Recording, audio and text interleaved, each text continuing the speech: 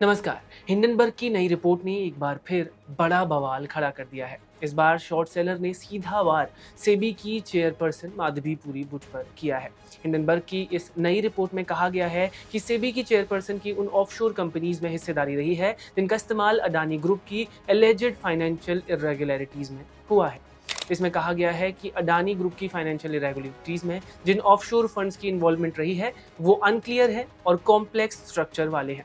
American short seller fund Hindenburg ने शनिवार को विसल ब्लोअर डॉक्यूमेंट्स का हवाला देते हुए कहा कि सेबी की चेयरपर्सन माधवीपुरी बुच और उनके पति धवल बुच की उन ऑफशोर कंपनीज में हिस्सेदारी रही है जो अडानी ग्रुप की फाइनेंशियल इरेगुलरिटीज से जुड़ी हुई थी। आपको बता दें कि इससे पहले 25 जनवरी 2023 को हिंडनबर्ग रिसर्च ने एक रिपोर्ट जारी की थी जिसका टाइटल था Adani group how the world's third richest man is pulling the largest con in the corporate history, यानी कैसे दुनिया का तीसरा सबसे अमीर आदमी कॉर्पोरेट दुनिया का सबसे बड़ा घोटाला कर रहा है। इस रिपोर्ट के आने के बाद अडानी ग्रुप के शेयर्स बुरी तरह अफेक्ट हुए थे और कंपनियों को काफी ज्यादा लॉस भी झेलना पड़ा था। और आज भी अब इस रिपोर्ट के आने के बाद भी मार्केट में गिरावट देखने को मिली है और अडानी के शेयर्स जो हैं वो गिरे हैं। शेयर मार्केट खुलने के कुछ ही सेकंड में अडानी ग्रुप के करीब 1.28 लाख करोड़ रुपीस डूब गए।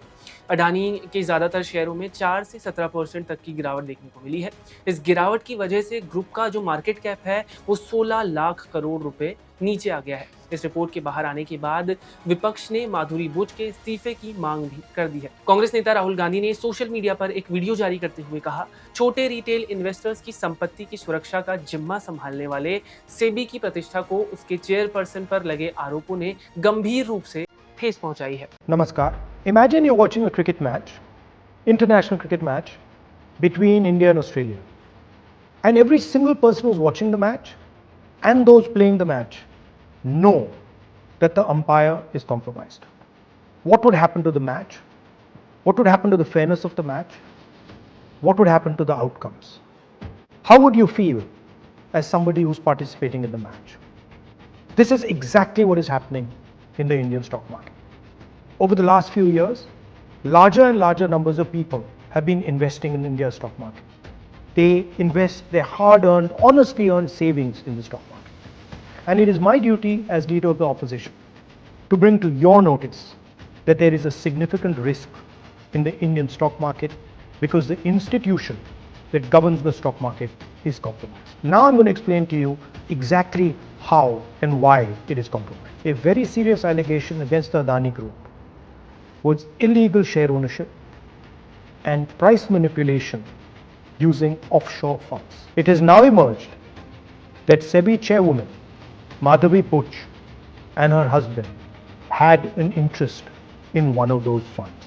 This is an explosive allegation because it alleges that the umpire herself is compromised. Congress नेता जयराम रमेश ने भी कहा कि सेबी चेयरपर्सन बनने के तुरंत बाद माधवी बुच के साथ गौतम अडानी की 2022 की बैठकों के बारे में ये बहुत बड़ा सवाल पैदा करता है। याद करें कि उस दौरान सेबी अडानी के लेन देन की जांच कर रहा था। टीएमसी सांसद महुआ मोइत्रा ने भी सेबी के चेयरपर्सन से इस मामले में उठने वाले गंभीर सवालों के जवाब देने की बात कही है। हिंडनबर्ग की रिपोर्ट को एक स्मोकिंग गन कहते हुए पूर्व केंद्रीय मंत्री राजीव चंद्रशेखर ने कहा कि ये भारत की सेबी पर एक फॉरेन एंटिटी की तरफ से सोचा समझा अटैक है जो कि कांग्रेस के साथ पार्टनरशिप में किया गया है। रिपोर्ट के बाहर आने के बाद सेबी की चीफ माधवी बुच ने कहा है कि हमारी जिंदगी और फाइनेंशियल अकाउंटिंग एक खुली किताब है और पिछले कुछ सालों में सेबी को जो भी जरूरी जानकारियां हैं वो दी गई है। इन आरोपों में कोई भी सच्चाई नहीं है। अडानी ग्रुप ने भी हिंडनबर्ग की इस रिपोर्ट को खारिज करते हुए एक बयान जारी किया है। ग्रुप की तरफ से कहा गया है कि हम अडानी ग्रुप पर लगाए गए इन आरोपों को पूरी तरह से खारिज करते हैं।